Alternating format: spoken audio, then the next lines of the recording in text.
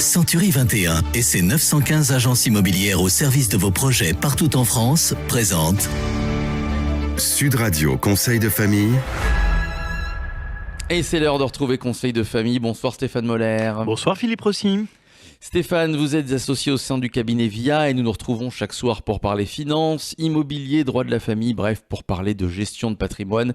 Aujourd'hui, nous allons répondre à David qui est propriétaire de plusieurs biens immobiliers et se demande s'il peut faire un crédit hypothécaire pour financer l'acquisition de sa résidence principale. Stéphane, quels conseils pourriez-vous lui donner ?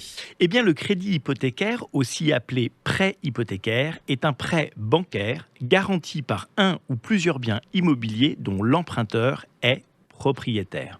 Toute personne peut utiliser ce mode de financement pour financer l'achat d'une résidence principale, secondaire, locative, dans le neuf comme dans l'ancien. Il n'y a donc aucune restriction. En fait, il y en a très peu. Il est important de noter qu'en France, il est interdit de consentir un crédit exclusivement basé sur la garantie. Il faut donc que ce prêt ait une destination économique. Mais cette souplesse est le principal atout du crédit hypothécaire puisqu'il peut financer maisons, appartements, bureaux, murs commerciaux en mettant en gage un bien immobilier. On l'utilise aussi régulièrement pour acquérir des biens immobiliers à l'étranger. Expliquez-nous quelles sont les conditions du crédit hypothécaire. Eh bien, comme un crédit ne peut jamais être basé uniquement sur la garantie, on l'a dit, la banque va vérifier la solvabilité de l'emprunteur et sa capacité à rembourser.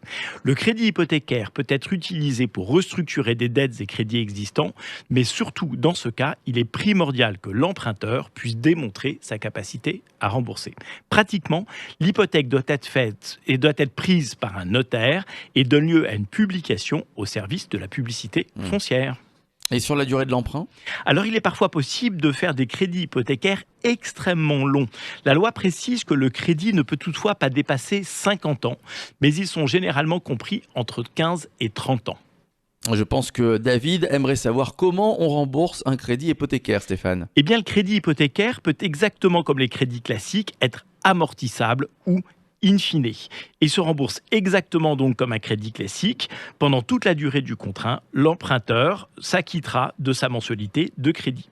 Le crédit relais est souvent en fait une forme de crédit hypothécaire in fine. En théorie, tout paraît très fluide. On a déjà évoqué les avantages, mais existe-t-il quand même des inconvénients au crédit hypothécaire, Stéphane ? Oui, le crédit hypothécaire a un coût plus élevé que la moyenne auquel il faut ajouter les coûts de prise d'hypothèque. Évidemment, le défaut de remboursement par l'emprunteur peut mener à la saisie et à la revente du bien hypothéqué au profit de la banque. C'est très clair, merci à vous Stéphane, j'espère d'ailleurs que David aura trouvé sa réponse. Et si comme lui vous avez des questions, vous pouvez prendre contact avec les équipes de VIA, Conseil de famille à retrouver en podcast sur notre site sudradio.fr et vos questions sur le site de Conseil de famille, conseil avec un s-2-famille.com. À demain Stéphane. À demain Philippe. C'était Sud Radio Conseil de famille. avec Century 21 et ses 915 agences immobilières au service de vos projets partout en France.